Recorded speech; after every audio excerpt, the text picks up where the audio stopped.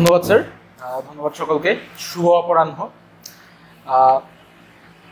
আমি personally believe করি আমি আমার জীবনে দুইটা বই খুবই ক্রুশিয়াল টাইমে পড়ছি।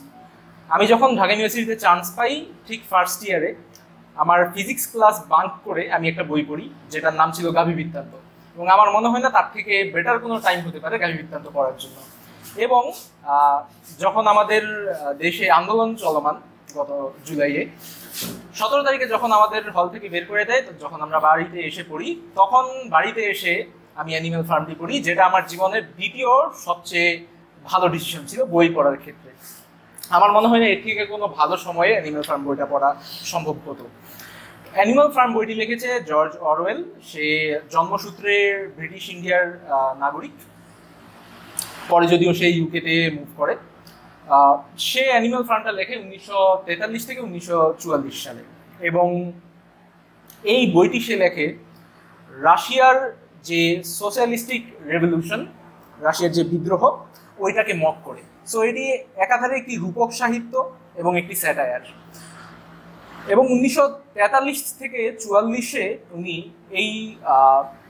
এই উপন্যাসটি লেখেন বলে তাকে এটা প্রকাশ করতে অনেক ব্যাগ পেতে হয়েছে। কারণ যখনই তিনি কোনো প্রকাশকের কাছে যাচ্ছিলেন, প্রকাশক এটি প্রকাশের জন্য না করে দিচ্ছিল, কারণ এতে মূলত রাশিয়ার যে সমাজতান্ত্রিক ব্যবস্থা ওইটার ক্রিটিসাইজ করা হয়েছে। এবং তখন ইউকে, ইউএসএ এবং রাশিয়া মিলে মিত্র শক্তি গঠন করে দ্বিতীয় বিশ্বযুদ্ধে লড়াই করছিল, এবং তখন রাশিয়া বা সোভিয়েত ইউনিয়নের পপুলারিটি ছিল তুঙ্গে, এবং ওই রাশিয়ার ইমেজের সাথে এই বইটি মোটেও যাচ্ছিল না। বইটি ওই রাশিয়ার ইমেজকে ছোট করে দিচ্ছিল, এই জন্য অনেক প্রকাশকই এটাকে প্রকাশ করতে চায়নি। যাই হোক, যদিও পরে এই বইটি প্রকাশ হয়, অনেক বুক স্টোরেই ভুলক্রমে এই বইটি জাস্ট তার নাম দেখে, নাম যেহেতু অ্যানিমাল ফার্ম, এটাকে বাচ্চাদের সেকশনে রাখা শুরু করে দিয়েছিল। পরে জর্জ অরওয়েল নিজে অনেক বুক স্টোরে গিয়ে নিজ হাতে ওই বইগুলো বুঝিয়ে বাচ্চাদের অংশ থেকে বড়দের অংশে নিয়ে রাখতেন। তো এই রাশিয়ার যে সমাজতান্ত্রিক বিপ্লব বা এই নিয়ে কেন জর্জ অরওয়েলের লেখা, এটা আমরা শেষ দিকে আসবো। আমরা প্রথমে একটু বইয়ের ভিতরে চলে যাব, এবং আমরা এই বইটা পড়তে পড়তে একসময় বুঝে যাব যে কেন আমাদের বাংলাদেশের বর্তমান প্রেক্ষাপটে এই বইটির গুরুত্ব অপরিসীম। বইটি শুরু হয় একটি জন্তুদের খামারের পরিচয় দিয়ে। খামারটির নাম ম্যানর ফার্ম, এবং ম্যানর ফার্মের মালিক জোন্স। এই জোন্সের ফার্মে অনেকগুলো চরিত্র আছে, আমরা একে একে বিভিন্ন চরিত্রের সাথে পরিচিত হব। 3টি কুকুর আছে এই ফার্মে, ব্লুবেল, জেসি এবং পিঞ্চার। অনেকগুলো শুয়োর আছে, অনেকগুলো মুরগি আছে, অনেকগুলো গরু আছে, অনেকগুলো ভেড়াও আছে। 2টা গাড়ি টানার ঘোড়া আছে, ছেলে ঘোড়াটার নাম বক্সার এবং মেয়ে ঘোড়াটার নাম ক্লোভার। এছাড়া আরও একটি ঘোড়া আছে যার নাম মলি। মলি একটু শৌখিন টাইপের, সে বিলাসবহুল জীবনযাপন করতে পছন্দ করে।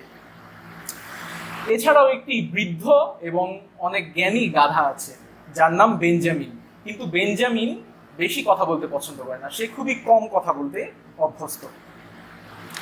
এবং একটা পাখি আছে যার নাম মোজেস, যে স্বভাবতই ছিল আমাদের যে মাস্টার ছিল অ্যানিম্যাল ফার্মের জোন্স, তার একটি গুপ্তচর।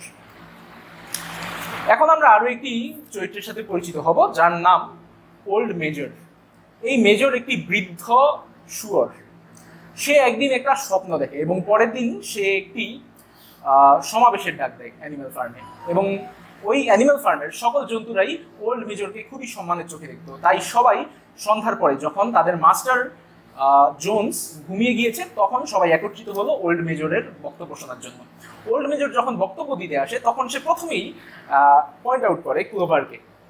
ক্লোভার একজন মেয়ে ঘোড়া। ক্লোভারকে বলে, ক্লোভার, তুমি গত 4 বছরে 4টা ঘোড়া সন্তান প্রসব করেছো, কোথায় গিয়েছে তোমার ওই 4টা ঘোড়া? সে মুরগিদের জিজ্ঞেস করে, তোমরা প্রতিদিন ডিম দিচ্ছ, কোথায় যাচ্ছে সেই ডিম? সে গরুকে জিজ্ঞেস করে, তুমি যে প্রতিদিন দুধ দিচ্ছ, ওই দুধগুলা কোথায় যাচ্ছে? সবাই নির্বাকের মতো একে অন্যের দিকে তাকিয়ে থাকে। তখন ওল্ড মেজর বলে ওঠে, আমি গতকাল রাতে একটা স্বপ্ন দেখেছি। সেই স্বপ্নটা ছিল একটি মানুষবিহীন অ্যানিম্যাল ফার্মের স্বপ্ন, যেই পৃথিবীতে কোনো মানুষ নেই, এবং মানুষ না থাকার ফলে এই যে তুমি মুরগি, তোমার তোমার ডিম তোমার কাছেই থাকবে, এই যে তুমি ঘোড়া, তোমার বাচ্চা তোমার কাছেই থাকবে, এবং এই যে তুমি গরু, তোমার দুধ তোমার কাছেই থাকবে। আমরা এই যে ফার্মে থাকছি, আমাদের ঠিক যতটুকু খেলে আমরা বেঁচে থাকতে পারবো, ঠিক আমরা ততটুকু খাবারই পাচ্ছি, তার থেকে বেশিও না, তার থেকে কমই না। আমরা এই যে নিপীড়নে পড়েছি, এটা একমাত্র স্বৈরাচারী শাসক জোনসের জন্য। এই বক্তব্য শোনার পর পুরো অ্যানিমাল ফার্মের জন্তু সমাজ জাগ্রত হয়ে ওঠে, তাদের মাঝে একটি বিদ্রোহের মনোভাব জেগে ওঠে। তারপর ওল্ড মেজর আরো একটি কথা বলে যে সে যখন ছোট ছিল তার মা তাকে একটি গান শোনাতো, গানটির নাম ছিল বিস্ট অফ ইংল্যান্ড, এবং ওই গানটি সে সকল জন্তুকে শোনালো। আমি অবশ্যই এই গানটি এখন বলবো না, আপনারা যখন বইটি পড়বেন তখন এই গানটি জেনে নেবেন। গানটা অনেক সুন্দর, বিস্ট অফ ইংল্যান্ড নাম। তো এই গানটা শুনে জন্তুরা এতই অনুপ্রাণিত হলো যে তারা তাদের মনের ভিতরে এই গানটাকে আত্মস্থ করে ফেললো। কিন্তু এতই উচ্ছ্বসিত হলো তারা, এতই চিল্লাচিল্লি করলো যে জোনসের ঘুম ভেঙে গেল। জোনসের ঘুম ভাঙার পর সে একটি বন্দুক নিয়ে এলোপাতাড়ি গুলি ছুটতে লাগলো, এবং গুলি ছোড়ার ফলে যে সমাবেশটি হচ্ছিল ওটি ছত্রভঙ্গ হয়ে যায়। তো এই স্বাধীনতার ঘোষণার পরে ঠিক 3 দিন পরে বৃদ্ধ মেজর মারা যান। বৃদ্ধ মেজর মারা যাওয়ার পর তার যে একান্ত অনুগত ভক্ত শুয়োর ছিল, তারা এই বিদ্রোহকে সামনে নেওয়ার দায়িত্ব নেয়। তাদের মধ্যে 2 জন ছিল খুবই গুরুত্বপূর্ণ, একজনের নাম নেপোলিয়ন এবং আরেকজনের নাম স্নোবল। এই 2 জন হলো সমন্বয়ক, এবং আরো একজন ছিল যার নাম ছিল স্কুইলার। এই স্কুইলারের দাপট একটু নেপোলিয়ন ও স্নোবলের থেকে কম, কিন্তু তবুও সে একজন ইনফ্লুয়েন্সিয়াল নেতা ছিল, তাই তাকে আমরা সহ সমন্বয়ক বলতে পারি। এই স্নোবল, নেপোলিয়ন এবং স্কুইলার এই 3 জন মিলে একটি আইডিওলজির প্রতিষ্ঠা করে অ্যানিমাল ফার্মে, এবং সেই আইডিওলজির নাম তারা দেয় অ্যানিমালিজম। এবং তারা বিভিন্ন জন্তুর বাড়িতে বাড়িতে গিয়ে এই অ্যানিমালিজমের চর্চা করতে থাকে। সবাইকে সে বুঝায় যে কেন তোমরা অ্যানিমালিজমে আসবে, কেন তোমরা একটি বিদ্রোহ করবে, কেন তোমাদের একটি স্বাধীন ফার্ম দরকার। এখন এই প্রচারণার মধ্যে আমরা 3 ধরনের প্রাণী দেখতে পাই। এক ধরনের প্রাণী যারা বলছে হ্যাঁ অবশ্যই একটি বিদ্রোহ তো দরকার, আমরা বিদ্রোহ করতে প্রস্তুত, কিন্তু এমন লোক ছিল খুবই কম। আরো একটি দল ছিল তারা যারা বলতো যে হ্যাঁ বিদ্রোহ তো হবে আমি জানি, কিন্তু এই বিদ্রোহ কবে হবে তা তো আমরা জানি না, এটা 3 দিন পরেও হতে পারে, 3 বছর পরেও হতে পারে, 300 বছর পরেও হতে পারে। যদি 300 বছর পরে বিদ্রোহ হয়, ওই বিদ্রোহে আমার কোনো লাভ নেই, তাই আমি কেন অ্যানিমালিজমের চর্চা করব। সো সে তার স্বার্থকে এগিয়ে দেখছে। আরেক দলের প্রাণী ছিল যারা ভাবতো যে আমি যদি এখন অ্যানিমালিজমের চর্চা করি তাহলে আমাদের যে মাস্টার আছে জোনস, সে আমাদের উপর খেপে যাবে, এবং সে যদি আমাদের উপর খেপে যায় ওইটা আমাদের জন্যই হিতে বিপরীত হবে, তাই আমাদের জন্য এই বিদ্রোহটা করা উচিত হবে না। তো এই স্কুইলার, নেপোলিয়ন এবং স্নোবল অ্যানিমালিজমের বার্তা প্রতি ঘরে ঘরে ছড়িয়ে দিচ্ছিল, তাই সবাই অ্যানিমালিজম সম্পর্কে সম্যক ধারণা রাখতো, কিন্তু কেউ সেই সৎসাহসটি দেখাতে পারছিল না যে আমার এখনই বিদ্রোহ করতে হবে। এর মধ্যে জোনস একটা খারাপ অভ্যাস পালে, জোনস একটু মদ্যপায়ী হয়ে যায়। তো একদিন সে সকালে এক পার্টি করে এসে বিকালে এসে ঘুমিয়ে পড়ে, এবং সারা রাত সে ওঠে না, পরের দিন সকালে সে ওঠে, যার ফলে কি হয় পুরো একটা দিন পুরো ফার্মের কেউ কোনো খাবার পায় না, যার ফলে জন্তুদের মধ্যে যে খিদার অনুভব তৈরি হয় ওইটা তাদের যে বিদ্রোহের যে সুপ্ত একটা বীজ আছে ওইটাকে অঙ্কুরিত করে দেয়, এবং সব জন্তু তাদের নিজের যেই ঘর আছে ওগুলো ভেঙে বের হয়ে আসে, এবং তারা ফার্ম হাউসের দিকে দৌড় দেয়। ফার্ম হাউসের দিকে দৌড় দিয়ে তারা ফার্ম হাউস ভাঙচুর করতে থাকে, এবং জোনস ওই মুহূর্তে ভয় পেয়ে যায়, কারণ সে কখনোই আশা করেনি যে তার এত প্রিয় জন্তু জানোয়াররা তার বিরুদ্ধে একটি বিদ্রোহ করে ফেলবে। তো জোনস বাধ্য হয়ে ওই দিন ফার্ম হাউস বা গণভবন থেকে পালিয়ে যায়। তৈরি হয় একটি স্বাধীন রাষ্ট্রের। ফার্মের নাম আগে ছিল ম্যানর ফার্ম, যেই ফার্মের নাম বদলে করা হয় অ্যানিমাল ফার্ম, দ্য এন্ড। তো এখানে যদি গল্পটি শেষ হয়ে যেত তাহলে অনেক ভালো হতো, কিন্তু আমাদের জর্জ অরওয়েল সাহেব এখানে গল্পটি শেষ করেনি, এখানে আমরা জাস্ট বিগিনিং এ আছি, আমরা জাস্ট গল্পটা শুরু করছি। যখনই জোনস ফার্ম থেকে চলে গেল, তখনই যে শুয়োর সমাজ আছে তারা একটি নেতা ভাব অনুভব করলো। বাকি যে জন্তু সমাজ আছে সবাই শুয়োরদেরকে লিডার হিসেবে মানতে শুরু করলো, এবং শুয়োররাও তাদের যে বন্ধু বান্ধব জীবজন্তু আছে সবাইকে একটি লাইনে আনার চেষ্টা করলো। প্রথমত আমাদের যে স্নোবল আছে, সে সামাজিক অনেক সংস্কার চায়, তাই সে অনেকগুলো রিফরমেশন ক্লাবের সৃষ্টি, reeducation committee for the wild comrades, মানে ইঁদুর বা যে সকল বন্য প্রাণী ছিল তাদের শিক্ষা দানের জন্য, তারা যাতে উগ্রবাদী আচরণ ছেড়ে সভ্যতার পথে আসে তাদের জন্য তারা তৈরি করে রিএডুকেশন কমিটি। হোয়াইটার উল মুভমেন্ট, এটা করা হয় ভেড়াদের জন্য, বিড়ালদের জন্য একটি কমিটি করা হয়, যেখানে রিএডুকেশন কমিটিতে যখন বিড়ালরা যোগ দেয় তখন তাদের বলা হয় সকল জন্তুরা আমরা ভাই ভাই, সকল জন্তু আমরা মিলেমিশে থাকবো। তো বিড়ালরা এটা পাখিদের গিয়ে বলে, দেখো সকল জন্তু তো ভাই ভাই, তুমি পাখি আমি বিড়াল, আমরা দুইজনই জন্তু, আমরা ভাই ভাই, তুমি আসো, তুমি আমার কাছে আসো, তোমার কোনো সমস্যা নেই। কিন্তু কোনো এক অজানা কারণে ওই পাখিরা বিড়ালের কাছে আসতে নারাজ হয় এবং বিড়ালের যে একসাথে সহাবস্থানের যে পরিকল্পনা ওইটা ব্যর্থ হয় ওইখানে। এছাড়াও স্নোবল আরো কিছু রিফরমেশন আনার চেষ্টা করে অ্যানিমাল ফার্মে। সে আমাদের যে জন্তু সমাজ আছে তাদেরকে শিক্ষিত করতে চায়, কিন্তু সে আপ্রাণ চেষ্টা করলেও শুধুমাত্র শুয়োররাই পুরো যে ইংরেজি অ্যালফাবেট আছে ওইটাকে তটস্থ করতে পারলো। এছাড়া যে একটি বৃদ্ধ এবং জ্ঞানী গাধা ছিল নাম বেঞ্জামিন, তারও কিন্তু ইংলিশ ভাষায় মোটামুটি ভালো দক্ষতা এসে পড়ে, কিন্তু সে কখনো এটা শো অফ করতে রাজি ছিল না। এর বাইরে যারা ছিল যেমন বক্সার ছিল আমাদের সেই ছেলে ঘোড়াটি, সে খুবই পরিশ্রমী, কিন্তু সে ABCD এই 4টি অক্ষর বাদে বাকি অক্ষরগুলো আর মনে রাখতে পারতো না। যখন সে ডি এর পরে ই শিখতে যেত তখন সে ABCD ভুলে যেত, তাই সে সিদ্ধান্ত নিল সে ABCD মনে রাখবে এবং সারা জীবন ABCD চর্চা করবে, বাকিগুলো তার দরকার নেই। এবং বাকি যে জীবজন্তু আছে অ্যানিমাল ফার্মে তারা একেই কখনো অতিক্রম করতে পারেনি। তো এখান থেকে আমরা যা প্রতিষ্ঠিত করতে পারি, অ্যানিমাল ফার্মের বেশিরভাগ যে নাগরিক ছিল, জন্তু জানোয়ার ছিল, তারা সবাই ছিল মূলত অশিক্ষিত। শুধু যে শুয়োররা ছিল তারা শিক্ষিত ছিল এবং যে একটি গাধা ছিল বেঞ্জামিন সে শিক্ষিত ছিল, বাকি সবাই মোটামুটি অশিক্ষিত ছিল। আমাদের জন্তু সমাজে যাতে ঐক্য আসে এই জন্য স্নোবল, আমাদের যে সংস্কারকামী শুয়োর, সে একটি সংবিধান প্রণয়ন করে। ওই সংবিধানে 7টি ধারা থাকে, আমি 7টি ধারা পড়ছি। হোয়াট এভার গোজ আপন 2 legs ইজ অ্যান এনিমি, যারা 2 পায়ে চলাচল করবে তারা অবশ্যই একজন শত্রু। হোয়াট এভার গোজ আপন on 4 legs or has wings is a friend, যাদের 4টি পা আছে বা ডানা আছে তারা অবশ্যই বন্ধু। No animal shall wear clothes, কোনো জন্তুই কাপড় চোপড় পরবে না। No animal shall sleep in a bed, কোনো জন্তুই বিছানায় ঘুমাবে না। No animals shall drink alcohol, কোনো জন্তুই মদ্যপান করবে না। No animal shall kill any other animal, কোনো জন্তুই অন্য কোনো জন্তুকে মারবে না। অল অ্যানিমালস আর ইকুয়াল, সব জন্তুই সমান। চিন্তার বিষয় হলো অ্যানিমাল ফার্মের সবাই তো অশিক্ষিত, এই 7টা তারা কিভাবে শিখবে? স্নোবলের মাথায় এটা ওই চিন্তা হলো, তাই সে এই 7টি যে ধারা আছে এই 7টি ধারাকে খুবই সুন্দর করে ডাউন করে একটি লাইন বানিয়ে দিল, 4 legs good 2 legs bad। এবং এই লাইনটি ভেড়াদের অনেক পছন্দ হয়ে গেল, ভেড়ারা 5 মিনিট পরই চিল্লাতে শুরু করলো 4 legs good 2 legs bad। এই ছিল আমাদের স্নোবল এবং স্নোবলের সংস্কারকামী চিন্তা ভাবনা। অপরদিকে আরেকজন সমন্বয়ক গেছে, নাম তার নেপোলিয়ন। নেপোলিয়ন একটু দেখতে ভয়ঙ্কর, সে একটু কথা কম বলে, কিন্তু তার একটা ভাব আছে শরীরে। সে স্নোবলের অনেক কথাই পছন্দ করে না এবং মাঝে মাঝে সেটা সে বলেও।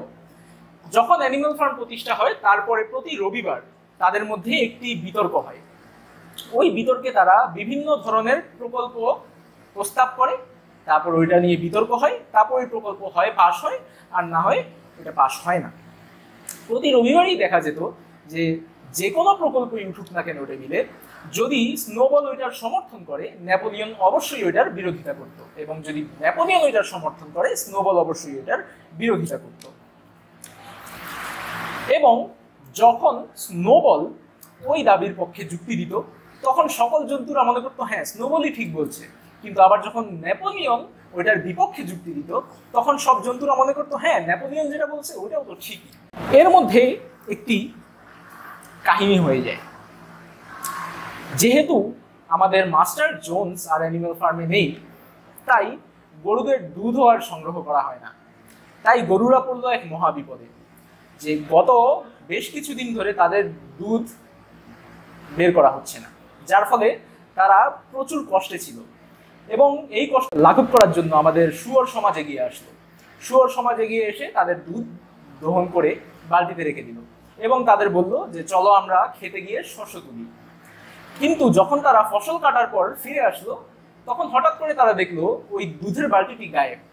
যে দুধের বালতির খোঁজ কিন্তু আগামী 2 দিনে পাওয়া যায়। এরপর আমরা 3টি কুকুরের কথা বলেছিলাম। ওই 3টি কুকুরের একটি কুকুরের 9টি বাচ্চা হয়েছিল। 9টি বাচ্চা হওয়ার সাথে সাথেই নেপোলিয়ন ওই মাকে বলে যে তুমি তো গরিব, তুমি তোমার 9টি বাচ্চার ভরণ পোষণের দায়িত্ব নিতে পারবে না, তুমি তোমার 9টি বাচ্চাকে আমার কাছে দিয়ে দাও, আমি তোমার 9টি বাচ্চাকে শিক্ষিত করব, জ্ঞানী করব এবং একজন যোগ্য কুকুর হিসেবে গড়ে তুলব। তো তার মাও রাজি হয়ে যায় এবং তারপর থেকে ওই 9 জন কুকুর ছানাকেও আমরা ভবিষ্যতে দেখতে পাই। আমাদের মাস্টার জোন্স চলে গেছে, কিন্তু ফসল তো অবশ্যই আমাদের কাটতে হবে, কারণ ওই ফসল দিয়েই আমাদের অ্যানিমেল ফার্ম চলে। তো মাস্টার জোন্স যাওয়ার পরে যেহেতু সবাই নিজ উদ্যোগে কাজ করছিল, কাজ অবশ্যই অনেক দ্রুত গতিতে এগোচ্ছিল এবং তারা সবাই খুশি ছিল। একটা সময় দেখা যায় গাছের আপেলগুলো পেকে গিয়েছে এবং বাতাসে ওই আপেলগুলো পড়ে যাচ্ছে। তখন জন্তুরা মনে করলো হ্যাঁ, এই আপেলগুলো আমাদের মধ্যে সমানভাবে বণ্টিত হবে। কিন্তু তখন স্কুইলার এসে পড়লো। স্কুইলার এসে বলল যে এই যে আপেলগুলো, এই আপেলগুলো শুয়োরদের জন্য সংরক্ষিত থাকবে। জন্তুরা তখন ব্যাপারটা বুঝতে পারলো না, কেন এই আপেলগুলো শুয়োরদের জন্য সংরক্ষিত থাকবে। তখন স্কুইলার তাদের অনেক কষ্ট করে বুঝালো, দেখো অ্যানিম্যাল ফার্ম যখন থেকে হয়েছে তখন থেকে ব্রেন সম্পর্কিত যত কাজ, যত আমাদের ইন্টেলেকচুয়াল ডিসিশন, সব কিন্তু আমরা শুয়োর সমাজ দিচ্ছি। এবং এই ইন্টেলেকচুয়াল কাজকর্মে কিন্তু অনেক অনেক অনেক কষ্ট, যেটা তোমরা বুঝবে না। আমাদের কিন্তু নিজেদেরও এই আপেল খেতে মোটেও পছন্দ করি না আমরা, কিন্তু আমাদের ব্রেনের জন্য এটা অনেক প্রয়োজন, তাই আমরা না চাইলেও আমাদের এই আপেলগুলো খেতে হবে। সকল জন্তুরা বলল যেহেতু স্কুইলার বলেছে হয়তো ঠিকই বলেছে। এবং কয়দিন পরে ওই যে আমাদের যে গরুর দুধ গায়েব হয়ে গিয়েছিল, ওইটারও একটা হদিশ পাওয়া গেল। ওই গরুর দুধ আসলে শুয়োরদের খাবারে মিশানো হচ্ছিল এবং শুয়োররা ওটার উত্তরেও বলে যে দুধ কিন্তু আমাদের পছন্দ না, কিন্তু ওই যে আমাদের তো অনেক ব্রেন ওয়ার্ক করতে লাগে, ব্রেন স্টর্মিং করতে লাগে, আমাদের মাথায় অনেক প্রেশার করে, কিছু করার নেই, দুধটা আমাদের মস্তিষ্কের জন্য অনেক জরুরি।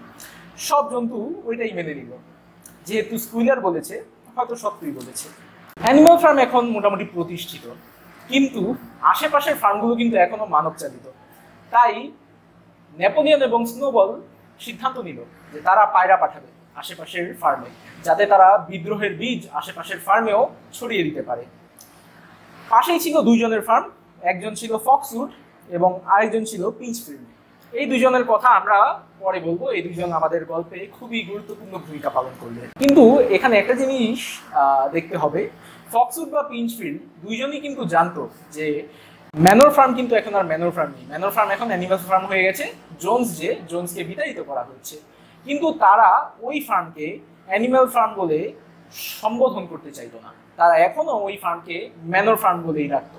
কারণ যখন থেকে তারা ওই ফার্মকে অ্যানিমাল ফার্ম বলা শুরু করবে, তখন থেকে তাদের নিজেদের ফার্মের জন্তুরাও কিন্তু একটা বিদ্রোহের সৃষ্টি করবে। এবং জোন্সও দেখা গেল ফক্সউড এবং পিঞ্চফিল্ডের সাথে দেখা করলো। তারা বললো, দেখো আমার ফার্ম থেকে আমাকে বের করে দেওয়া হয়েছে, এটা কিন্তু মানব জাতির জন্য একটি কলঙ্ক, তোমরা আমাকে সাহায্য করো, আমি আমার ফার্ম ফেরত চাই।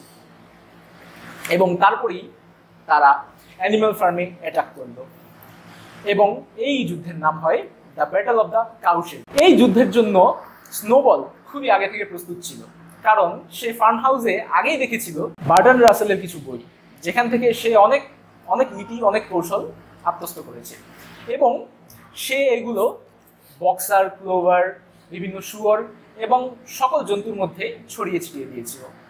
ফলে জোন্সের অতর্কিত হামলার জন্য স্নোবল এবং নেপোলিয়নরা কিন্তু প্রস্তুত ছিল এবং ওই যুদ্ধে অসাধারণ বীরত্বের প্রদর্শন করে স্নোবল।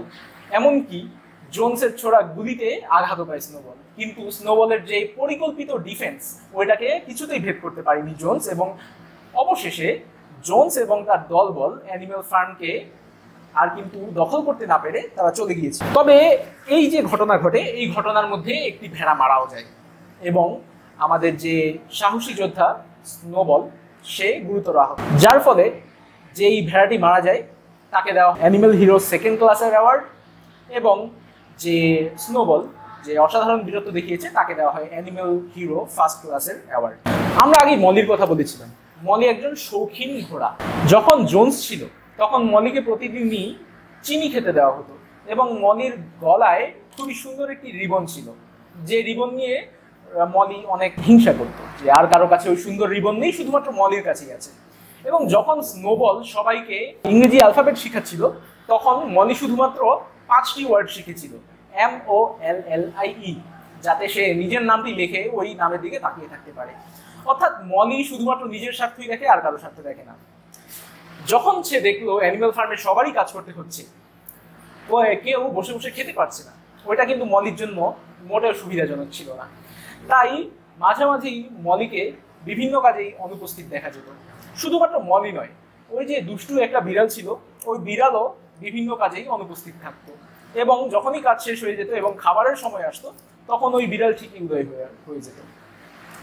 মলিকে একটা সময় দেখা যায় পাশের ফার্মের উইলিংটনের সাথে দেখা করতে। ওই উইলিংটন তাকে গোপনে চিনি খাওয়াতো, এবং মলিও তাকে কিছু বলতো না। অ্যানিম্যাল ফার্ম থেকে তাকে অনেক সাবধান করা হয় যে তুমি এইসব করতে পারো না, আমরা স্বাধীনতা অর্জন করেছি, এই স্বাধীনতা তোমার, এই স্বাধীনতা আমার।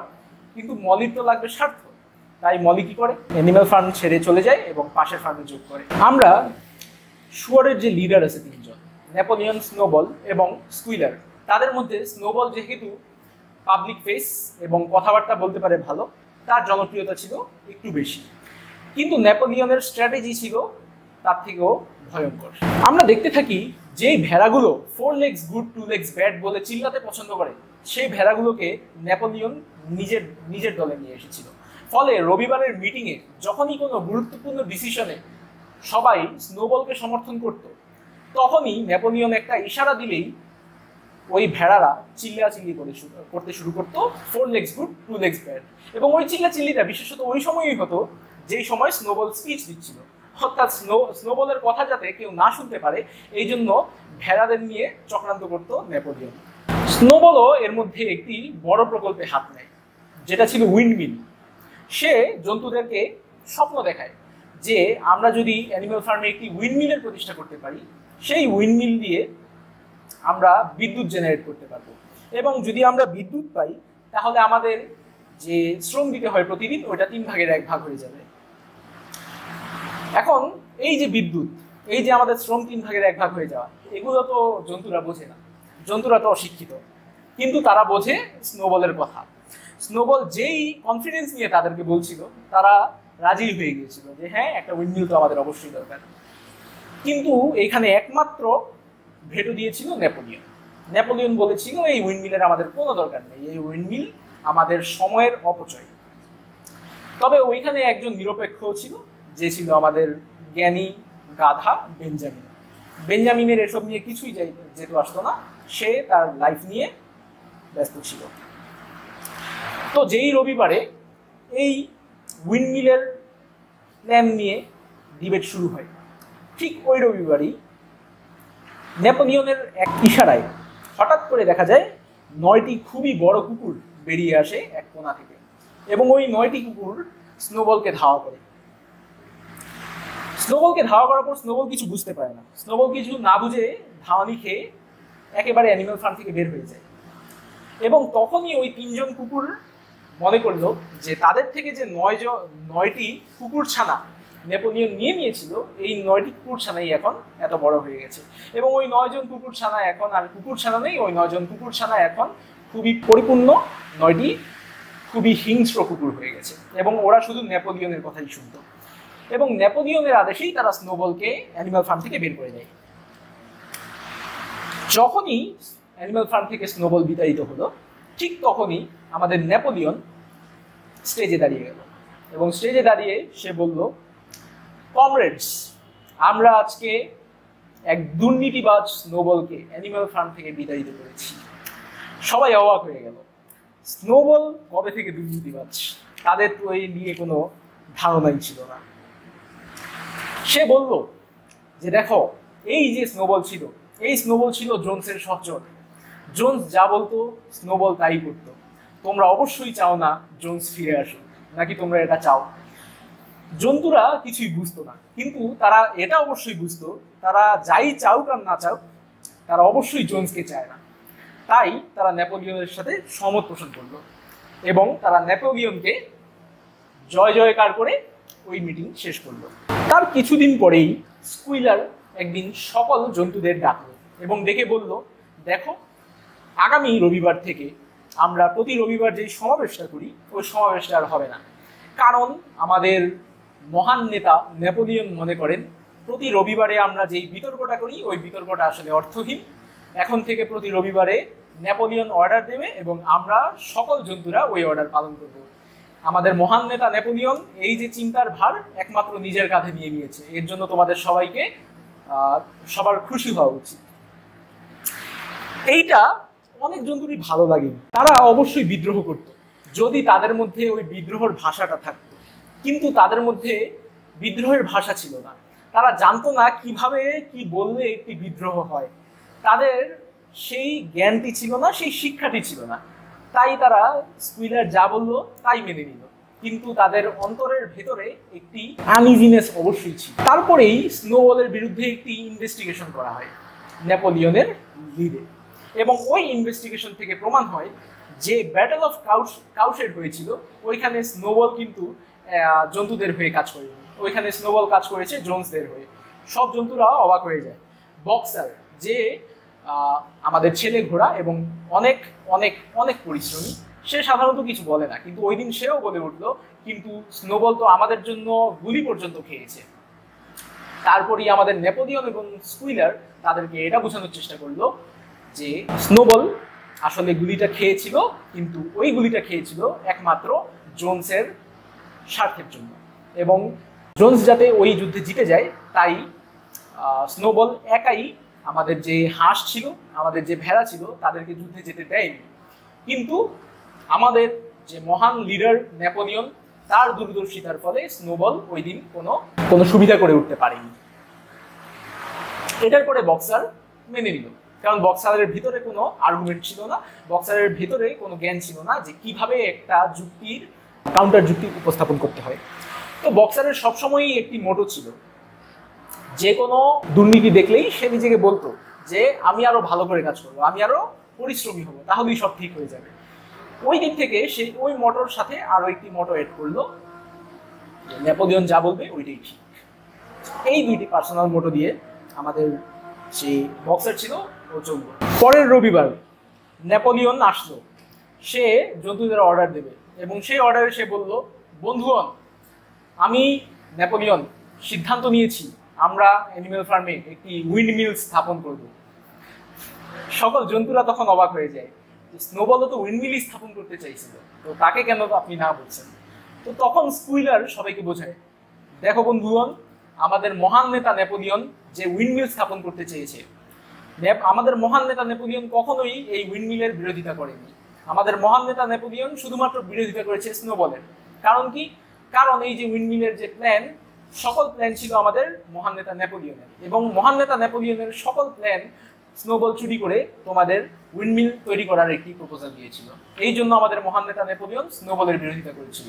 কিন্তু আমাদের উইন্ডমিল খুবই দরকার, এবং যেহেতু এটা আমাদের মহান নেতা নেপোলিয়নের নিজের প্ল্যান, আমাদের অবশ্যই এই উইন্ডমিল নির্মাণ করা উচিত। সকল জন্তু তাই মেনে নিল। তারপরের দিন থেকেই বায়ুকলের জন্য কাজ শুরু হয়ে গেল, এবং ওই কাজে বক্সার অনেক কাজ করতে থাকলো। বক্সার স্বভাবতই পরিশ্রমী ছিল, পরিশ্রমী একটি ঘোড়া, কিন্তু উইন্ডমিলের কাজে বক্সারের প্রয়োজনীয়তা আরো বেড়ে গেল। কারণ যে বড় বড় পাথরগুলো টানতে হতো ওইটা বক্সার বাদে আর কেউ টানতে পারতো না, কারণ মুরগি, ভেড়া, ওদের পক্ষে এত বড় বড় পাথর টানা মোটেও সম্ভব না। তাই বক্সার উপর থেকে একটা করে বড় বড় পাথর ফেলতো, ওই পাথরগুলো ভেঙে ছোট ছোট টুকরা হতো, এবং বাকি যে ছোট ছোট জন্তু জানোয়াররা আছে ওরা একটা দুটা করে টুকরা নিয়ে একসাথে জড়ো করে উইন্ডমিল স্থাপন করার একটি কাজ করছিল। কিন্তু শুধু উইন্ডমিল স্থাপন করলেই তো হবে না, তাদের ফসলও তো কাটতে হবে, এবং তাদের অন্যান্য কাজ তো আছেই। যার ফলে অ্যানিমাল ফার্মে আমাদের যে ওয়ার্ক আওয়ার ওইটা বেড়ে যায়, এবং আমাদের যে খাদ্যের যোগান আছে ওইটা একটু কমে যায়। যাই হোক, সমস্যা নেই, কারণ স্কুইলার বলছে যখন জোন্স ছিল তখন যেই পরিমাণে খাদ্য আমাদের উৎপাদন হতো এখন তার 500% বেশি খাদ্য উৎপাদন হয়। যেহেতু স্কুইলার বলেছে, অবশ্যই সত্যই বলেছে। যখন আমাদের বিপ্লব হয়েছিল তখন জোন্স থাকতো ফার্ম হাউসে, এবং যখন জোন্সকে ফার্ম হাউস থেকে বের করে দেওয়া হয় তখন আমাদের যে বৈষম্য বিরোধী জন্তুরা ছিল তারা ডিসিশন নিয়েছিল যে এই গণভবনকে একটি তারা জাদুঘরে রূপান্তর করবে। কিন্তু হঠাৎ করে দেখা যায় যে আমাদের শুয়োর সমাজ একদিন গণভবনে ঢুকে পড়ল। গণভবনে ঢুকে তারা গণভবনে থাকা শুরু করে দিল। জন্তুরা মনে করতে থাকলো যে আমরা হয়তো একটি সিদ্ধান্তে পৌঁছেছিলাম যে আমরা ফার্ম হাউসে থাকবো না, কিন্তু হয়তো আমরা ভুল ভেবেছিলাম, যেহেতু শুয়োররা থাকছে হয়তো এমন কোনো সিদ্ধান্ত হয়নি। কিন্তু সমস্যা আর কয়েকদিন পরে হলো, যখন একটি কথা তারা শুনতে পারলো যে ফার্ম হাউসের ভেতর শুয়োররা থাকছে, কিন্তু ফার্ম হাউসের ভেতরে তারা বিছানার মধ্যে থাকছে। তখন হঠাৎ করে যে মেয়ে ঘোড়া ছিল ক্লোভার, তার মনে পড়লো আমরা যে সংবিধানের 7টা ধারা ছিল তার মধ্যে কোনো এক জায়গায় বিছানায় শোয়া যাবে না এমন একটা ধারা তো অবশ্যই ছিল। সে আমাদের যে জ্ঞানী এবং বুদ্ধিমান গাধা ছিল বেঞ্জামিন, তাকে জিজ্ঞেস করলো, আচ্ছা বেঞ্জামিন, আমাদের কি এমন একটা ধারা ছিল না যে বিছানায় শোয়া যাবে না? আমি তো পড়তে পারি না, তুমি তো পড়তে পারো, তুমি কি একটু পড়ে শোনাও তো। তো বেঞ্জামিন এসবের ধার ধারে না, বেঞ্জামিনের আর কোনো কাজ নেই, বেঞ্জামিন এইসবে যাবে না। তাই আরেকটি ছাগল ছিল যার নাম ছিল মুরিয়েল, সেও মোটামুটি পড়তে পারতো। মুরিয়েলকে দায়িত্ব দেওয়া হলো পড়ার। সে পড়া শুরু করলো, no animal shall sleep in a bed with sheets, অর্থাৎ কোনো জন্তুই বিছানায় চাদর সহ ঘুমাতে পারবে না। আশ্চর্য, জন্তুরা কেউই মনে করতে পারছিল না যে চাদরের কথাটা কখন ছিল, যে কিন্তু যেহেতু লেখা আছে হয়তো আগে থেকেই ছিল, তারা ভুলে গেছে। এবং এটা নিয়ে চর্চা হচ্ছিল, এটা স্কুইলারের কানেও যায়। তাই স্কুইলার এসে তাদেরকে আশ্বস্ত করে, বন্ধুগণ, তোমরা তো অবশ্যই এতদিনে দেখেছ যে বিছানায় শোয়া মোটেও নিষিদ্ধ না, যেই বিছানায় চাদর আছে ওই বিছানায় শোয়া নিষিদ্ধ। তাই আমরা ফার্ম হাউস থেকে সকল বিছানার চাদর সরিয়ে দিয়েছি। তোমরা যে এই খড়ের গাদার মধ্যে শো আর আমরা যে বিছানার মধ্যে শুই, এই দুটার মধ্যে কোনো তফাৎ নেই। তোমরাও একটা বিছানায় শুচ্ছ, আমরাও একটা বিছানায় শুচ্ছি, তোমরাও কোনো চাদর ইউজ করছো না, আমরাও কোনো চাদর ইউজ করছি না, ইকুইটি। বক্সার তখন বলল, নেপোলিয়ন যেহেতু বলেছে হয়তো সত্যিই বলেছে, নেপোলিয়ন ইজ অলওয়েজ রাইট। উইন্ডমিলের কাজ চলছে, কাজ চলতে চলতে নভেম্বর মাস এসে পড়লো। নভেম্বরে হঠাৎ এক দমকা ঝড়ো হাওয়ায় উইন্ডমিলটা ভেঙে যায়। তারপরের দিন সকল জন্তু উইন্ডমিলের সামনে এসে দেখে তাদের কয়েক মাসের পরিশ্রম এক নিমিষে ভেঙে গেছে। তখন সকল জন্তুই বিষণ্ণ ছিল, এবং ঠিক সেই সময় তাদের বিষণ্ণতা থেকে মুক্তি দিতে সেইখানে উপস্থিত হন আমাদের মহান নেতা নেপোলিয়ন। নেপোলিয়ন এসেই চারদিকে সন্দেহের দৃষ্টিতে তাকালো এবং পরক্ষণেই সে ঘোষণা করলো, আমাদের অনুসন্ধানে উঠে এসেছে এই উইন্ডমিল ভেঙেছে আর কেউ নয়, স্নোবল। স্নোবল কালকে রাতে আমাদের ফার্মে এসেছে এবং সে চুপিসারে এসে আমাদের উইন্ডমিল ভেঙে গিয়েছে। আমরা এই ধৃষ্টতার খুবই দ্রুত বিচার করব, এবং আমি নেপোলিয়ন আজ ঘোষণা দিচ্ছি, এই স্নোবল একজন ক্রিমিনাল, এবং এই স্নোবলকে যে ধরিয়ে দিতে পারবে তাকে আমি 1 বালতি আপেল উপহার দিব, এবং যে এই স্নোবলকে মেরে আমার সামনে উপস্থিত করতে পারবে তাকে 1 বেলা খাবার বেশি দেওয়া হবে। সবার মধ্যে একটি অস্বস্তি কাজ করলো যে স্নোবল তো আমাদের পক্ষে ছিল, স্নোবল কেন এই কাজ করলো, কারো মাথায় ঢুকলো না। কিন্তু যেহেতু নেপোলিয়ন বলেছে স্নোবল উইন্ডমিল ভেঙেছে এবং এটার প্রমাণও পাওয়া গিয়েছে, তাই কেউ আর প্রশ্ন করলো না। অ্যানিমাল ফার্মের পাশেই ছিল ফক্সউডের ফার্ম। পরে দিনই নেপোলিয়ন বলল, স্নোবলের উপর আরো রিসার্চ করেছি আমরা, এবং ওই রিসার্চে এটা প্রতীয়মান হয়েছে যে এই যে স্নোবল সে ফক্সউডের ফার্মে পালিয়ে আছে, এবং এই জন্য আমরা আজ থেকে ফক্সউড ফার্মের সাথে সকল ধরনের সম্পর্ক ছিন্ন করলাম। যেহেতু উইন্ডমিল ভেঙে গিয়েছে আবার তো তৈরি করতে হবেই, তাই এবার সিদ্ধান্ত নেওয়া হলো উইন্ডমিল 1.5 ফুট প্রশস্ততার না হয়ে 3 ফুট প্রশস্ততার হবে, যাতে আর কোনো স্নোবল এসে ওই উইন্ডমিলকে ভেঙে ফেলতে না পারে। যেহেতু উইন্ডমিল দ্বিগুণ মোটা করে বানানো হবে, অবশ্যই দ্বিগুণ পরিশ্রম করতে হবে, এবং বক্সারের উপর দিয়ে অবশ্যই দ্বিগুণ অত্যাচার হবে। এবং এই দ্বিগুণ পরিশ্রমের ফলে তারা ফসল কাটতে আরো কম সময় দিতে পারে, এবং যার ফলে তাদের শ্রম ঘন্টা বাড়লেও তাদের জন্য যে বরাদ্দ খাদ্য ছিল ওই খাদ্য আরো কমে যায়।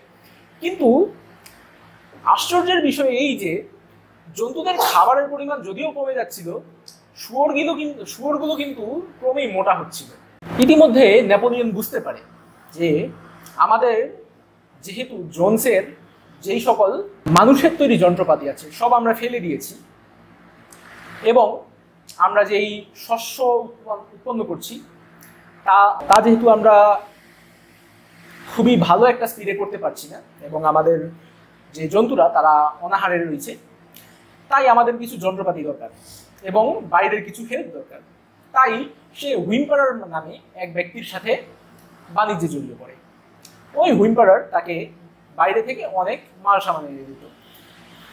তখন ক্লোভার এবং বক্সার অনেকেরই মনে হলো যে যখন আমাদের ওল্ড মেজর আমাদের বিদ্রোহের জন্য মন্ত্রণা দিয়েছিল, তখন সে বলেছিল আমরা কোনো মানুষের সাথে কোনো বাণিজ্য করবো না, কোনো টাকা দিয়ে লেনদেন করবো না। কিন্তু যেহেতু নেপোলিয়ন হুইম্পারারের সাথে লেনদেন করছে, হয়তো ভালোর জন্যই করছে, কিন্তু পরিস্থিতির কিন্তু উন্নতি হয় না, এবং উইন্ডমিল যতই প্রস্তুত হচ্ছে ততই বোঝা যাচ্ছে যে উইন্ডমিল চালানোর জন্য একটা ডায়নামো তো লাগবে, ওই ডায়নামো কেনার জন্য টাকা লাগবে, সেই টাকা কিন্তু আমাদের অ্যানিমাল ফার্মের কাছে নেই। তাই নেপোলিয়ন স্কুইলারকে দিয়ে একটি বার্তা পাঠালো। স্কুইলার এসে সকলকে বলল, বন্ধুগণ তোমরা জানো যে আমাদের উইন্ডমিল প্রায় সম্পূর্ণ হয়ে গেছে, কিন্তু উইন্ডমিলে আমাদের ডায়নামো লাগাতে হবে, এবং এই ডায়নামো লাগানোর জন্য টাকার প্রয়োজন, এবং আমরা কিছু রিঅ্যাডজাস্টমেন্টের জন্য খাবারের পরিমাণ একটু কম, আমাদের ওই খাবারের যোগান বৃদ্ধির জন্য কিছু টাকার প্রয়োজন। তাই আমি মুরগি সমাজকে আহ্বান করব যে তোমাদের ডিমগুলো তোমরা আমাদের অ্যানিমাল ফার্মের উদ্দেশ্যে দান করে দাও, তোমাদের ডিম বিক্রি করে আমরা অ্যানিমাল ফার্মের জন্য যথেষ্ট টাকা জোগাড় করতে পারবো। তখন হঠাৎ করে মুরগি সমাজ একটু বিব্রত হলো, আমাদের ডিম কেন বিক্রি করা হবে? আমাদের তো ওল্ড মেজর বলেছিল যে তোমাদের ডিম তো মানুষরা খেয়ে ফেলে, তাই তোমাদের একটা বিদ্রোহ করা উচিত যাতে তোমাদের ডিম তোমারই থাকে। কিন্তু এখন তো দেখা যাচ্ছে যে আমরা স্বাধীন হয়েও স্বাধীন হলাম না, আমাদের ডিম তো ওই বিক্রি করা হচ্ছেই। তাই তখন 3টি মুরগি বিদ্রোহ করলো। কিভাবে বিদ্রোহ করলো? তারা উড়ে গিয়ে শুয়োরদের মাথার উপর ডিম পাড়তে শুরু করলো। এই ছিল তাদের বিদ্রোহ। এর ফলে নেপোলিয়ন খুবই উত্তেজিত হয়ে যায় এবং 5 দিনের জন্য তারা মুরগিদের খাবার বন্ধ করে দেয়, এবং 5 দিন পরে মুরগিরা বাধ্য হয়ে নেপোলিয়নের সাথে সমঝোতায় আসে এবং তাদের ডিম বিক্রিতে সম্মতি জানায়। এর মধ্যে আরো এক রবিবার নেপোলিয়ন সকলকে ডাকবেন, সকল জন্তুকে একটি সমাবেশে ডাকেন। সমাবেশে ডেকে সে বলেন, দেখো বন্ধুগণ, স্নোবল নামে যে ক্রিমিনালকে আমরা চিনি, সেই ক্রিমিনাল বিদ্রোহের আগে থেকেই জোনসের এজেন্ট ছিল। এটা আমাদের নতুন ডিসকভারি, এবং এই জন্য তোমাদের উচিত স্নোবলকে আর তোমাদের মনে না রাখা। এমনকি স্নোবল যে animal hero first class award পেয়েছিল কাউশেডের যুদ্ধে, ওইটাও তোমরা ভুল জানো। কেন জানো? কারণ ওইটা সে নিজেকে নিজে দিয়েছিল, ওইটা কিন্তু আমরা তাকে দিইনি। সে যে বলে সে জন্তু সমাজের জন্য যুদ্ধ করে আহত হয়েছে, সেটাও কিন্তু ভুল। সে কিন্তু জোনসের জন্য লড়ছিল, এবং তার পিছে যে আঘাতের সৃষ্টি হয়েছিল ওইটা কিন্তু আমাদের মহান নেতা নেপোলিয়ন স্নোবলকে আটকাতে গিয়ে স্নোবলকে কামড় দিয়েছিল, ওইটার দাগ।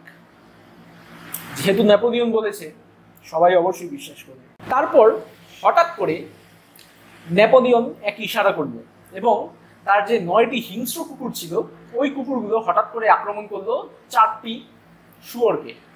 ওই 4টি শুয়োর ঘাবড়ে গিয়ে বক্সারের কাছে গেল, এবং বক্সার ওই 4টি শুয়োরকে আলাদা করে জায়গা দিল।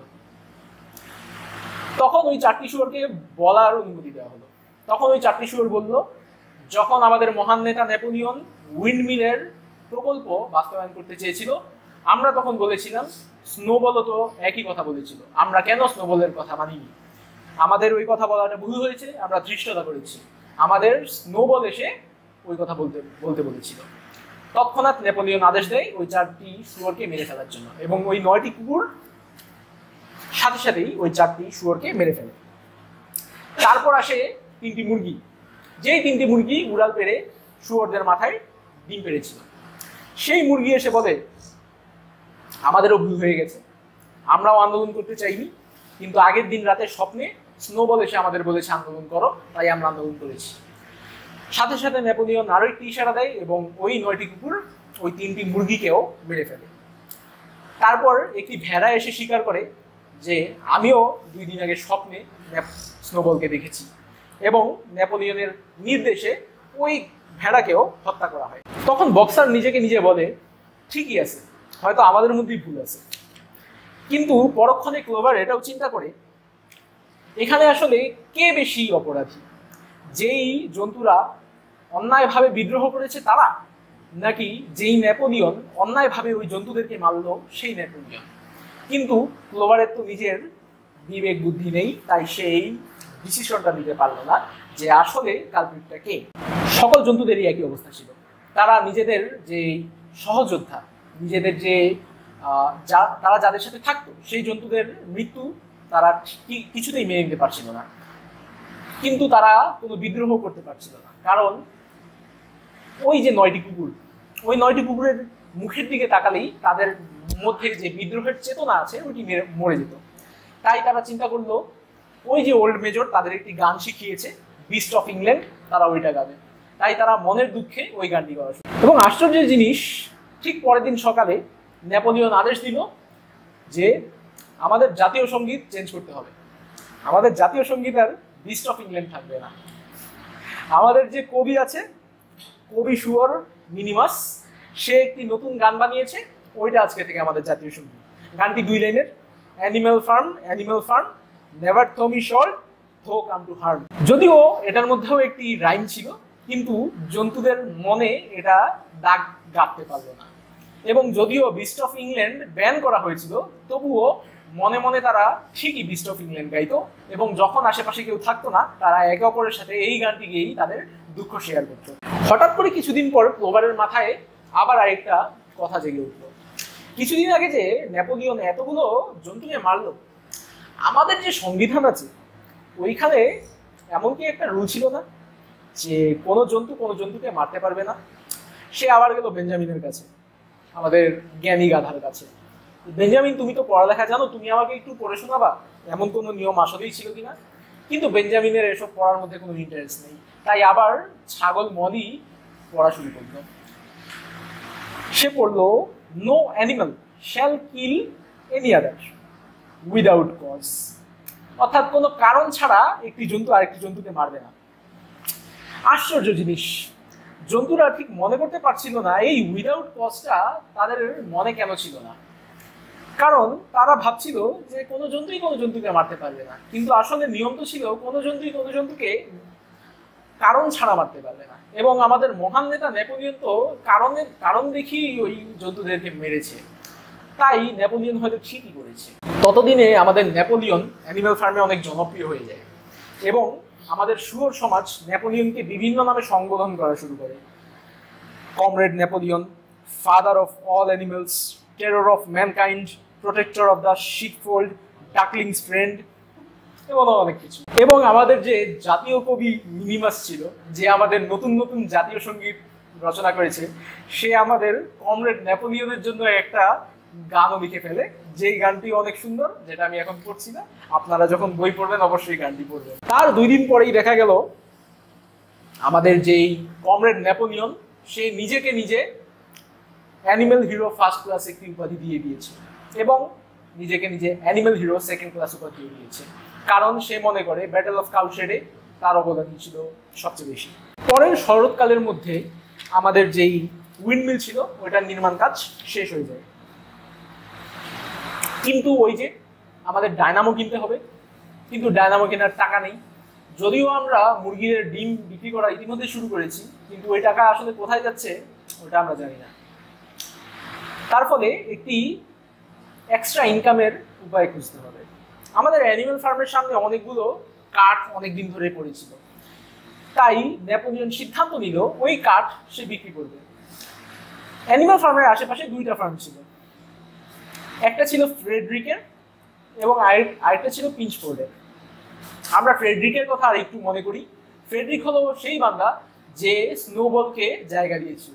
স্নোবল কিন্তু ফ্রেডরিকের ফার্মে লুকিয়ে আছে, তাই স্বভাবতই আমরা ফ্রেডরিকের ফার্মে এই কাঠগুলো বিক্রি করব না।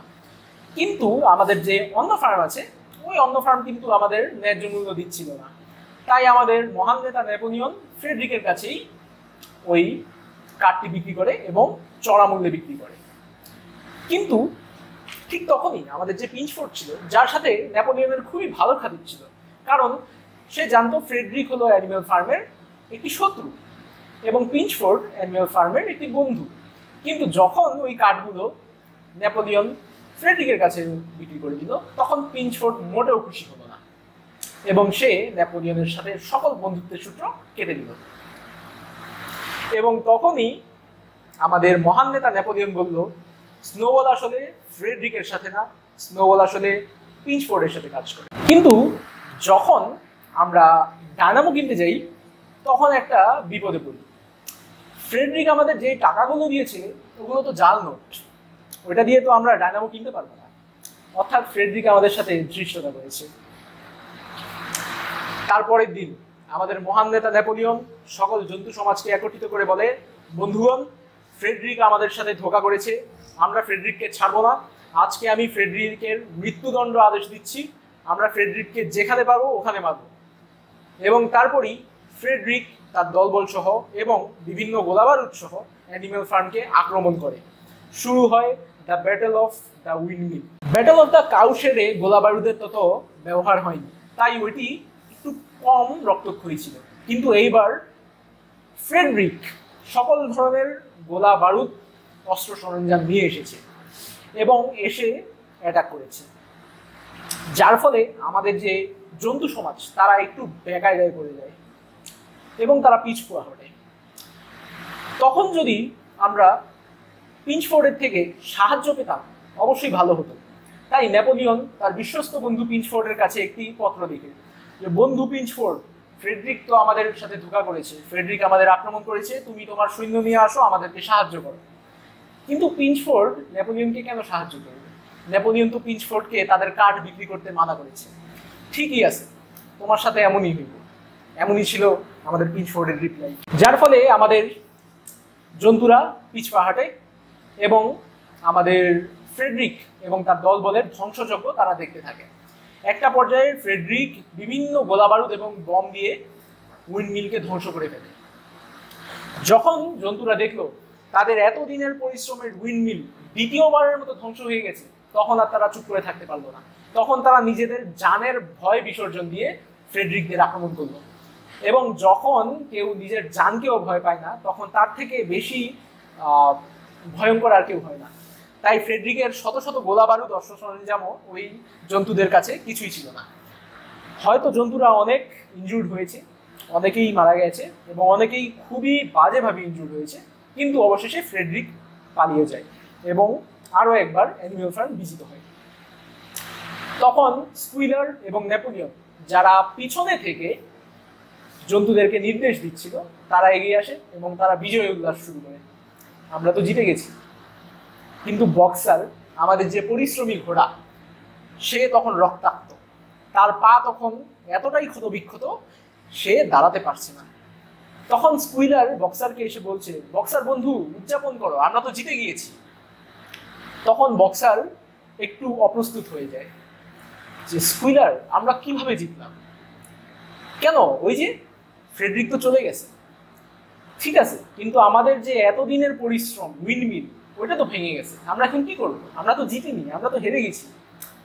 তখন স্কুইলার বলল, হে বক্সার, আমাদের মহান নেতা নেপোলিয়ন এত দক্ষতার সাথে ফ্রেডরিককে ভাগিয়ে দিল, তুমি অবশ্যই চাও না জোন্স আবারও ফিরে আসুক? তখন বক্সার বলল, নেপোলিয়ন যেহেতু বলেছে, ঠিকই বলেছে, আমাদের উদযাপনই করা উচিত। তো যেহেতু আমরা যুদ্ধ জিতেছি, দ্য ব্যাটল অফ উইন্ডমিল জিতেছি, আমরা এখন সেলিব্রেশন করব। তাই আমাদের শুয়োর সমাজ ফার্ম হাউসে এক গাড়ি উইস্কি অর্ডার করে এবং সারা রাত তারা উইস্কি পান করে।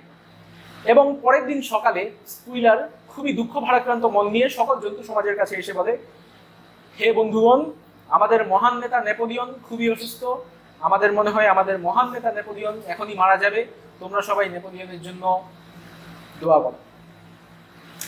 সব জন্তু হঠাৎ করে ঘাবড়িয়ে গেল। আগের দিন রাতেও যেই নেপোলিয়নকে তারা সুস্থ দেখেছে, সেই নেপোলিয়ন কিভাবে মারা যায়। কিন্তু দুপুর গড়িয়ে যখনই বিকাল হলো, তখনই আবার খবর ছড়িয়ে গেল নেপোলিয়নের কিছু হয়নি, নেপোলিয়ন ঠিক হয়ে গেছে। অর্থাৎ উইস্কি খেয়ে একটু মাদাল হয়ে গিয়েছিল। তো ওই দিন রাতে ছিল পূর্ণিমার রাত। ওই দিন জন্তুরা একটি খুবই জোরে একটা আওয়াজ শুনতে পেল। তারা আওয়াজের দিকে দৌড়িয়ে গেল এবং গিয়ে দেখলো একটি মই নিচে পড়ে আছে, সাথে একটি রঙের বালতি এবং স্কুইলার। তারা তারপর দেয়ালের দিকে তাকালো। ওই দেয়ালটিতে আমাদের সংবিধানের 7টি ধারা লেখা ছিল। যেদিকে মুরিয়েল পড়ল একটা নতুন ধারা, no animal shall drink alcohol to excess, যেখানে আগে ছিল no animal shall drink alcohol. অর্থাৎ তারা মনে করতো আগে ওইখানে লেখা ছিল কোনো প্রাণীরাই মদ্যপান করবে না, কিন্তু এখন সেখানে লেখা কোনো প্রাণী এক্সেসিভ মদ্যপান করবে না। কিন্তু ওইখানে একটি মই পড়ে রয়েছে এবং সাথে একটি পেইন্ট ব্রাশ এবং সাথে স্কুইলার। ওটি দেখেও আমাদের জন্তু সমাজ কোনো কনক্লুসিভ সিদ্ধান্তে পৌঁছাতে পারলো না। তারা বুঝলো না ওই পেইন্ট ব্রাশের মানে কি, তারা বুঝলো না ওই পড়ে যাওয়া মইয়ের মানে কি, তাই তারা ওইটাই মেনে নিল। পরের দিন আবারও নেপোলিয়ন অর্ডার দিল, আমরা উইন্ডমিল আবারও বানাবো এবং এই উইন্ডমিলের নাম হবে দ্য নেপোলিয়ন উইন্ডমিল। কিন্তু এখন একটা সমস্যা আছে। সমস্যা হলো আগের দুইবারই যখন আমরা উইন্ডমিল বানাচ্ছিলাম তখন বক্সার ছিল খুবই পরিশ্রমী, কিন্তু এখন বক্সারের তত শক্তি নেই, কারণ বক্সার এখন ইনজুর্ড। তাই বক্সারের যে ঘনিষ্ঠ দুই বন্ধু বেঞ্জামিন এবং ক্লোভার, তারা বক্সারকে বলে তুমি এত কাজ করো না, তুমি কম কাজ করো, তুমি এত কাজ করতে পারবে না। কিন্তু বক্সার কারো কথা শোনে না। যদিও তার রিটায়ারমেন্টের বয়স প্রায় হয়ে গিয়েছিল, আর 2 মাস পরে তার রিটায়ারমেন্টের বয়স, কিন্তু সে উইন্ডমিলের জন্য তখনও সর্বোচ্চটা দিয়ে কাজ করত। একদিন হঠাৎ কিছু পায়রা পুরো অ্যানিমাল ফার্মে একটা খবর ছড়িয়ে দিল, বক্সার পড়ে গেছে। সবাই খুবই চিন্তিত হয়ে গেল, কারণ বক্সার সবারই প্রিয় পাত্র।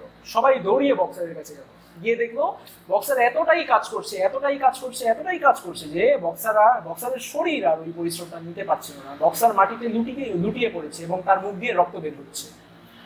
তখন সাথে সাথে স্কুইলারকে জিনিসটা জানানো হলো এবং স্কুইলার আমাদের মহান নেতা নেপোলিয়নকে ওই বার্তাটা দেয় এবং আমাদের মহান নেতা নেপোলিয়ন যত দ্রুত সম্ভব 3 ঘন্টার মধ্যে ঘটনাস্থলে আসবে। এসে তারা দেখলো বক্সারের অবস্থা মোটেও ভালো না এবং বক্সার ওই অবস্থায় আর কাজ করতে পারবে না। ওই দিন সন্ধ্যায় স্কুইলার সবাইকে আশ্বস্ত করলো বক্সার আমাদের মহান নেতা নেপোলিয়নের একনিষ্ঠ কর্মী, তাই বক্সারের চিকিৎসার জন্য আমরা বক্সারকে হাসপাতালে পাঠাবো। ওই হাসপাতালের গাড়ি কিছুক্ষণের মধ্যে আমাদের মাঝে আসবে।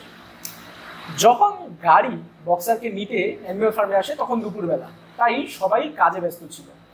কিন্তু যখনই বক্সারকে ওই গাড়িতে উঠানো হচ্ছিল তখন আমাদের বৃদ্ধ জ্ঞানী গাধা বেঞ্জামিন ওখানে চলে আসে এবং ওইখানে এসে সে গাড়ির গায়ে একটি লেখা ছিল আলফ্রেড সিমন্স হর্স লডার। অর্থাৎ ওই গাড়িটি কোনো হাসপাতালের ছিল না, ওই গাড়িটি ছিল কসাইখানার। এবং সকল জন্তুরা কিন্তু উৎসাহিত ছিল যে বক্সারকে একটি হাসপাতালে নিয়ে যাওয়া হচ্ছে এবং ওই হাসপাতাল থেকে বক্সার সুস্থ হয়ে ফিরে আসবে। কিন্তু জীবনের প্রথমবার বেঞ্জামিন তখন তার মুখ খুলল। বেঞ্জামিন তখন বলল, হে গাধার দল, তোমরা এটা কি করছো? বক্সারকে তো একটা কসাইখানায় নিয়ে যাওয়া হচ্ছে, বক্সারকে কোনো হাসপাতালে নিয়ে যাওয়া হচ্ছে না। এবং বেঞ্জামিনের কথা শোনার সাথে সাথে সকল জন্তুরা ওই ভ্যানকে আটকানোর চেষ্টা করলো, কিন্তু ততক্ষণে তো ভ্যান চালু হয়ে গেছে। ভ্যান ততক্ষণে অ্যানিমাল ফার্মের গেট দিয়ে বের হয়ে গেছে। তার 3 দিন পরে স্কুইলার আসলো। স্কুইলার আমাদের খবর দিল আমাদের মহান কর্মী বক্সার আর আমাদের মাঝে জীবিত নেই। বক্সার চিকিৎসাধীন অবস্থায় হাসপাতালে মারা গিয়েছে। এবং আমরা গত 3 দিন ধরে এমন একটা বিভ্রান্তিকর তথ্য পাচ্ছিলাম যে অনেকে মনে করছে বক্সারকে কসাইখানায় নিয়ে যাওয়া হচ্ছে। আমি জিনিসটা ক্লিয়ার করি। এই গাড়িটা আগে ছিল এক কসাইয়ের, ওই কসাইয়ের থেকে একটা হাসপাতাল কর্তৃপক্ষ ওই গাড়িটা কিনে নেয়, কিন্তু কেনার পরে রং করার আগেই বক্সার অসুস্থ হয়ে যায়, তাই ওইখানে কসাইখানা লেখা ছিল, কিন্তু আসলে গাড়িটি ছিল একটি হাসপাতালে। এবং ওই হাসপাতালে বক্সার মারা যাওয়ার সময় আমাকে বলেছে পার্সোনালি যে নেপোলিয়ন অনেক জোস, নেপোলিয়ন যা বলবে ওইটাই সঠিক। বিদ্রোহ হয়েছে, অনেক বছর পার হয়েছে, অনেকে মারা গিয়েছে, নতুন প্রজন্ম এসেছে যাদের কাছে বিদ্রোহ একটি রূপকথা মাত্র, তারা নিজের চোখে কখনো বিদ্রোহটি দেখেনি। যারা বিদ্রোহটি মনে করতে পারে তাদের মধ্যে শুধুমাত্র বেঞ্জামিন, ক্লোভার আর মুরিয়েল, এই তিনজনই বেঁচে ছিল, বাকি সবাই মৃত। ক্লোভারের রিটায়ারমেন্ট এজ পার হয়েছে আরো 2 বছর আগেই, কিন্তু ক্লোভার নিজে রিটায়ারমেন্টে যেতে পারেনি, এমনকি সে কখনো কোনো জন্তুকে রিটায়ারমেন্টে যেতেও দেখেনি। তারা সবাই অস্থি চর্মসার হয়ে গেছে, কিন্তু অপরপক্ষে শুয়োররা কিন্তু ঠিকই মোটা তাজা হচ্ছে। একদিন হঠাৎ স্কুইলার ভেড়ার পালকে একটি মাঠে নিয়ে গেল এবং 1 সপ্তাহ ওই ভেড়ার পালগুলো আসলো না। একদিন ক্লোভার সবাইকে বলল স্কুইলার নাকি ভেড়ার পালকে একটা নতুন গান শেখাচ্ছে। কি ওই গান? যেদিন আমাদের ভেড়ারা ফেরত আসলো ওই দিন ভেড়ারা একটা নতুন গান গাইল। আগে ভেড়ারা গাইতো 4 legs good 2 legs bad, কিন্তু আজকে হঠাৎ ভেড়ারা গাইছে 4 legs good 2 legs better। এবং পরক্ষণেই জন্তুরা দেখলো শুয়োর সমাজ ফার্ম হাউস থেকে বের হচ্ছে, তারা 2 পায়ে হাঁটছে, তারা তাদের পেছনের 2 পায়ে ভর করে দাঁড়িয়ে উঠেছে এবং সামনের 2 পা তারা হাতের মতো ইউজ করছে। শুধু এটাই না, তারা দেখলো জোনসের যে কাপড় চোপড় ছিল শুয়োররা তা পরা শুরু করেছে, এবং জোনসের যে কালো কোটটি ছিল নেপোলিয়নের ওটা খুবই পছন্দ হয়েছে এবং নেপোলিয়ন ওই কালো কোটটা পরা শুরু করলো। কয়েকদিন পরই আমাদের নেপোলিয়ন একটা স্কুলের ব্যবস্থা করে, ওই স্কুলে ভর্তি হয় আমাদের শুয়োর শাবকেরা তাদের শিক্ষিত করার জন্য, এবং ওইখানে তাদের এই শিক্ষাই দেওয়া হতো যে তোমরা অন্য কোনো জন্তুদের সাথে মেলামেশা করবে না, তোমরা শুধু শুয়োরদের সাথে মেলামেশা করবে। এবং একটি অলিখিত নিয়ম চালু হয়ে গেল, যখনই রাস্তা দিয়ে শুয়োর যাবে তখন অন্য জন্তুরা রাস্তায় জায়গা দিয়ে দেবে যাতে শুয়োররা যেতে পারে। তবে একদিন ক্লোভারের হঠাৎ করে খটকা লাগলো, আমাদের কি জামা কাপড় পরা নিয়ে একটা নিষেধাজ্ঞা ছিল না? তখন সে বেঞ্জামিনকে জিজ্ঞেস করলো, বেঞ্জামিন আমি তো পড়ালেখা পারি না, তুমি তো পারো, দেখো তো আমাদের যে সংবিধানের 7টা ধারা আছে ওই 7টা ধারা পড়ে আমাকে শোনাও তো, শার্ট প্যান্ট পরার বিরুদ্ধে কোনো ধারা আছে কিনা। জীবনে প্রথমবার তখন বেঞ্জামিন সংবিধান পড়ার জন্য সম্মতি দান করলো। তখন বেঞ্জামিন দেখলো আমাদের সংবিধানে যে 7টি ধারা ছিল ওই 7টি ধারার একটিও ওইখানে নেই, তার বদলে একটি বড় লাইন ওইখানে লেখা, all animals are equal but some animals are more equal than others। অর্থাৎ সব মানুষেরই অধিকার সমান, কিন্তু কিছু মানুষের অধিকার একটু বেশি সমান। তারপর জন্তুরা খেয়াল করতে শুরু করলো নেপোলিয়নের সাথে দেখা করতে আশেপাশের ফার্মের মালিক, যে মানুষ মালিকরা আছে তারা দেখা করতে ফার্ম হাউসে আসে এবং তারা একসাথে মদ পান করে। আশেপাশের যে ফার্মের মালিকরা আছে তারা এখন আর ওই ফার্মকে ম্যানর ফার্ম বলে না, তারা এখন ওইটাকে অ্যানিমেল ফার্মই বলে, কারণ তারা দেখেছে যে নেপোলিয়নের বোল্ড নেতৃত্বে অ্যানিমেল ফার্ম কতটা উন্নতি হয়েছে। কারণ মানুষরাও তো অ্যানিমেল ফার্মের মতো করে অ্যানিমেলদের পরিচালনা করতে পারেনি, কারণ মানুষরা তাদের জন্তুদের যেই পরিমাণ খাবার দিত নেপোলিয়ন তো তার থেকে কম খাবার দিয়েও আমাদের অ্যানিমেল ফার্ম চালিয়ে নিচ্ছে। মানুষরা নেপোলিয়নকে বাহবা দিল, আপনি তো জোস, আপনার মতো যদি ফার্ম চালাইতে পারতাম তাহলে তো বেশি হই। নেপোলিয়ন আর মানুষদের মধ্যে তখন কথাবার্তা হয় যে কিভাবে আমরা কম রিসোর্সে আরো বেশি প্রফিট করতে পারি। অর্থাৎ অ্যানিমাল ফার্মের উন্নতি হচ্ছিল, কিন্তু অ্যানিমাল ফার্মের অ্যানিমালদের উন্নতি হচ্ছিল না। তো একদিন রাতে যখন মানুষ এবং শুয়োরদের মধ্যে মিটিং চলছিল তখন জন্তুরা জানলা দিয়ে উঁকি মারল। উঁকি মেরে তারা দেখলো কি কথাবার্তা হচ্ছে। তারা একবার শুয়োরদের দিকে তাকালো, তারপর তারা মানুষদের দিকে তাকালো, তারপর আবার শুয়োরদের দিকে তাকালো, আবার মানুষদের দিকে তাকালো। কিন্তু খুবই অবাক করা বিষয়, তারা শুয়োর কোনটা আর মানুষ কোনটা এটা পার্থক্য করতে পারছে না। এবং এইখানে আমাদের অ্যানিমাল ফার্ম গল্পের সমাপ্তি। তো এই গল্প মানে আমরা যখন পড়ি তখন পড়তে পড়তে আমাদের মনে অবশ্যই এটা নাড়া দেয় যে আমাদের বর্তমান যে প্রেক্ষাপট চলছে ওটার সাথে এটা কতটা সামঞ্জস্যপূর্ণ। কারণ আমরা ইতিমধ্যে একটা বিদ্রোহ দিয়ে আসছি। এবং বিদ্রোহের পরে যদি আমাদের নেতৃত্ব বা আমাদের নেতৃত্ব থেকে সবচেয়ে বড় যে জিনিসটা, যে আমাদের যে সাধারণ মানুষ যদি জাগ্রত না হয়, তারা যদি একটি ভুল ডিসিশনকে প্রশ্ন করতে না পারে, তাহলে কিন্তু এক স্বৈরাচার যাবে আরেক স্বৈরাচার আসবে, এর মধ্যে কোনো ব্যতিক্রম কিন্তু হবে না। তো আমার পার্সোনালি মনে হয় যে অরওয়েলের এই লেখা থেকে আমরা এই শিক্ষাটাই অ্যাটলিস্ট নিতে পারি যে বিদ্রোহের পরে চুপ থাকলে হবে না, তখনও আমাদের প্রশ্নটা করতে হবে। এবং প্রশ্ন করার জন্য কিন্তু মানে আমাদের একটা জাগ্রত যে নাগরিক সমাজ, ওইটার দরকার। এবং আমাদের যে জর্জ অরওয়েল সাহেব এটা লিখেছিল রাশিয়ান যে বিপ্লব, ওইটার পরিপ্রেক্ষিতে, কিন্তু আজ ৮০ বছর পরেও আমরা যদি সমসাময়িক বিষয় নিয়েও চিন্তা করি, ওইটার সাথেও কিন্তু পুরো খাপ খায় জিনিসটা। এবং সে অ্যানিম্যাল ফার্ম দিয়ে বুঝাতে চেয়েছে সাবেক সোভিয়েত ইউনিয়নকে। তারপরে যে আমাদের জোন্স দিয়ে সে বুঝাতে চেয়েছে আমাদের যে দ্বিতীয় জার নিকোলাস, যে সোভিয়েতের রাজা ছিল তখন, তাকে।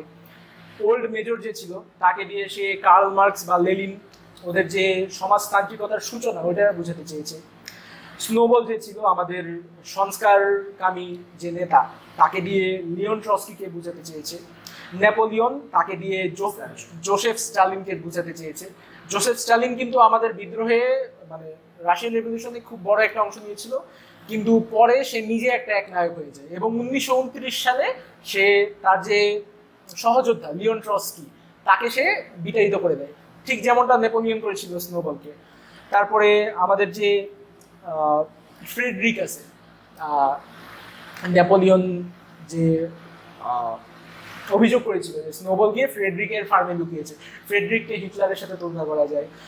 আমাদের যে বক্সার আছে পরিশ্রমী, তাকে আমরা আমজনতার কাতারে ফেলতে পারি। তারপর আমাদের যে উইন্ডমিল ডিস্ট্রাকশন আছে, এটা আমরা যদি দেখি যে উইন্ডমিলটা কিন্তু বেশ অনেকবার ডিস্ট্রাক্ট হয়েছে, তো এটা দিয়ে আমরা এটাও বুঝাতে পারি যে স্টালিন যে পঞ্চবার্ষিকী পরিকল্পনা করছিল, মানে আমাদের যে পঞ্চবার্ষিকী পরিকল্পনা, এটার মানে স্রষ্টা হলো স্ট্যালিন। তো তার যে পঞ্চবার্ষিকী পরিকল্পনাগুলো ছিল, ওগুলো কিন্তু আসলে কোনোটাই আলটিমেটলি ফলপ্রসূ হয়নি। তো এই উইন্ডমিল ডিস্ট্রাকশনের সাথে ওইটারও একটা প্যারালাল টানা যায়। তো যদিও আমাদের এই জর্জ অরওয়েলের অ্যানিম্যাল ফার্ম একটা ৮০ বছর পুরনো একটা নোবেল, কিন্তু যত দিন যায় এটার আসলে আমাদের বাস্তবতার সাথে মিলাতে তত সহজ হয়। ধন্যবাদ।